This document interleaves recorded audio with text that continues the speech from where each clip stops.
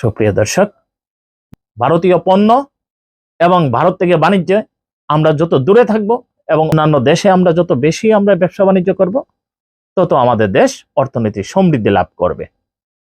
এই বিষয়টা নিয়ে চলুন আমরা কথা বলি।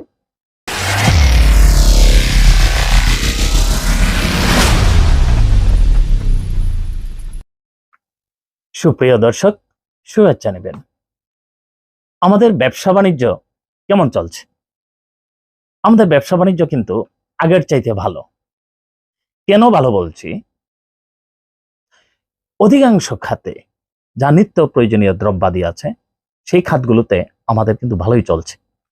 আমাদের যে এই দ্রব্যমূল্যের দাম অনেকটা নাগালের ভিতরে এসেছে, কিন্তু যে জায়গায় এগুলি আপনারা অস্থিরতা লক্ষ্য করেন, সেগুলি হচ্ছে কিছু মানুষ তৈরি হয়েছে ইতিমধ্যে। বিগত 15-16 বছরে তারা অনৈতিকতার চরম শিখরে পৌঁছছিল এবং যার যা মনে লয় সেভাবেই তারা ব্যবসা বাণিজ্য পরিচালনা করছিল। জনগণকে বিভিন্নভাবে ঠকানোর যে ধান্দা ছিল, সেই ধান্দাগুলি ছাড়তে পারছে না কিছু মানুষ, যার দরুন কিছু কিছু ক্ষেত্রে আপনারা আনস্টেবল সিচুয়েশন দেখবেন। ভারত থেকে যারা মাল আমদানি করত, এদের অধিকাংশই ছিল গিয়ে আওয়ামী ঘরানার ব্যবসায়ী। এরা এখনো ব্যবসার মধ্যে বিদ্যমান আছে।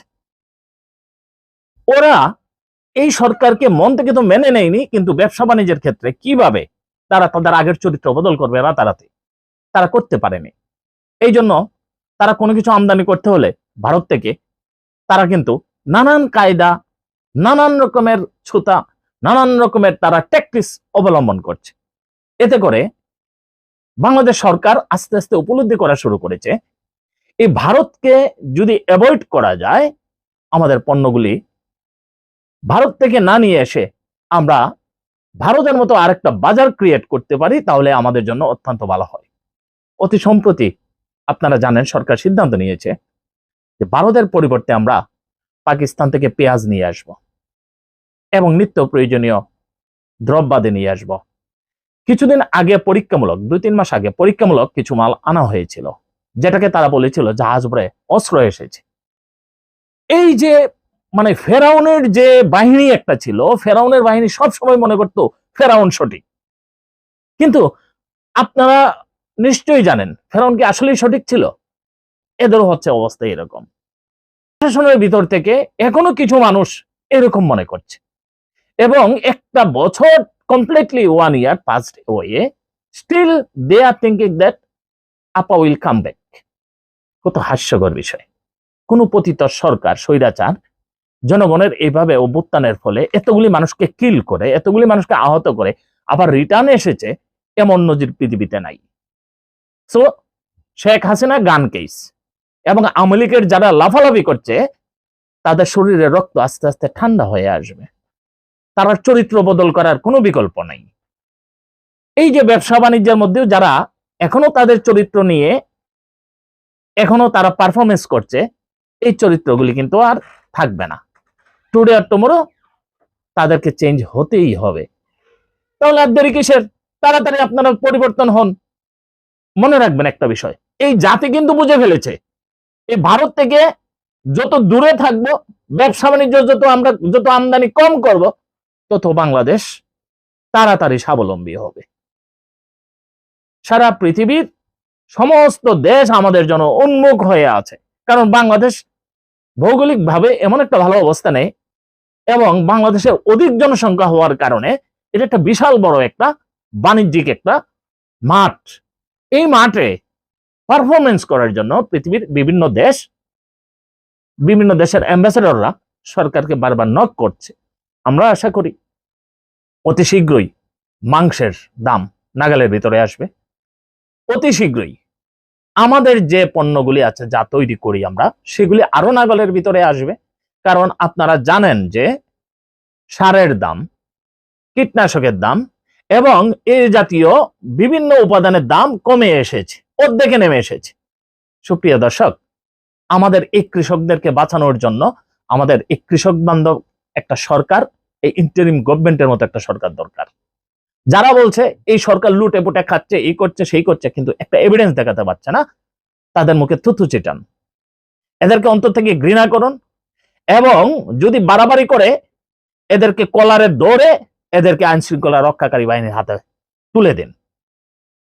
এইসব যারা বাড়াবাড়ি করছে, চোরাগুপ্তা ভাবে যারা এইসব নিয়ে কথা বলছে সরকারকে আনস্টেবল করার জন্য, আমি সরকারের পক্ষে বলছি না, আমি এই স্বাধীন বাংলাদেশে স্বাধীনভাবে আমরা মতামত প্রকাশ করার জন্য এবং স্বাধীনভাবে সাধারণ মানুষ দুইটা ভালো খেয়ে ভালো পড়ে বেঁচে থাকার জন্য যে একটা এনভায়রনমেন্ট তৈরি করা দরকার, সেই এনভায়রনমেন্টটা তৈরি করার পক্ষে কথা বলছি।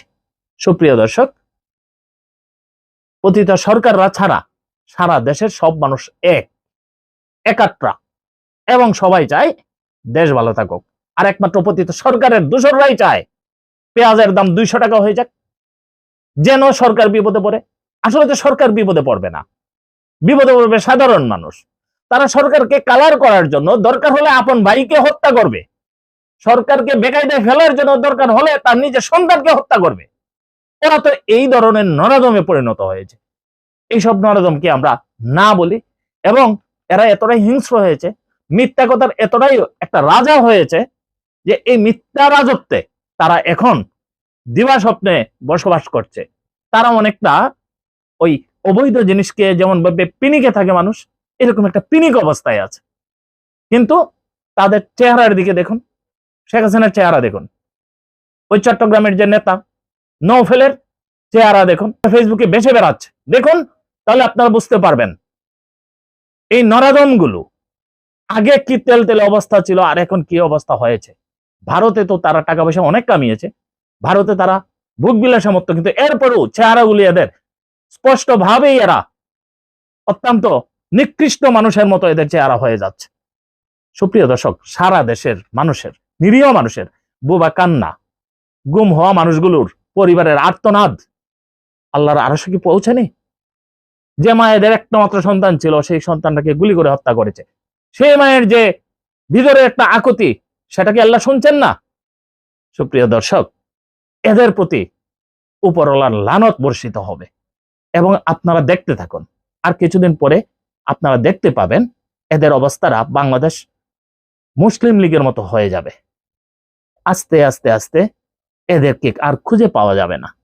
এবং যারা এসব ক্রাইমের সাথে জড়িত ছিল না, সরকারকে উৎসাহের সাথে জড়িত ছিল না, সেই সব মানুষদেরকে আহ্বান করব, আপনারা অন্যান্য দলে আপনারা জায়গা করে নিন, আদর্শ বদলান, এবং সারা দেশকে ভালোবাসুন, দেশের মানুষকে ভালোবাসুন, এবং আপনাদের এইসব নিমুখ হারামি কথা, এসব মিথ্যা তত্ত্ব দিয়ে জাতিকে বিভ্রান্ত করা থেকে বিরত থেকে সাধারণ জনগণের সাথে আপনারা মিশুন, এবং যে দলকে পছন্দ হয় সেই দলে থাকুন। দেশকে গঠন করুন, সরকারকে সহযোগিতা করুন, একটা সুন্দর সুষ্ঠু পরিবেশ গড়ে তুলুন, নিজের পরিবারে একটা সুন্দর একটা পরিবেশ নিয়ে আসুন। আপনাদের নিজের পরিবারগুলি এখন জাহান্নাম অবস্থায় আছে, সেই জাহান্নামী পরিবেশ থেকে জান্নাতি পরিবেশে নিয়ে আসুন। সুপ্রিয় দর্শক, আমাদের ব্যবসা বাণিজ্যে আমরা উত্তরোত্তর সমৃদ্ধি লাভ করি, এবং সরকারের যে জায়গায় আপনার যে কন্ট্রিবিউশনটা রয়েছে অর্থনৈতিকভাবে, সেই জায়গায় আপনি সৎ এবং সুন্দরভাবে জনগণকে সেবা দেওয়ার মন মানসিকতা নিয়ে সেই জায়গায় আপনারা কাজ করে যান। সুপ্রিয় দর্শক, আমরা আশা করছি এই দেশ ক্রমান্বয়ে জীবন ব্যবস্থার উন্নতি হবে, এবং আমরা যে একটা সুন্দর দেশের স্বপ্ন দেখেছি, সেই দেশটা সুন্দর হয়ে আমাদের সামনে ধরা দেবে। ভালো থাকবেন। আসসালামু আলাইকুম।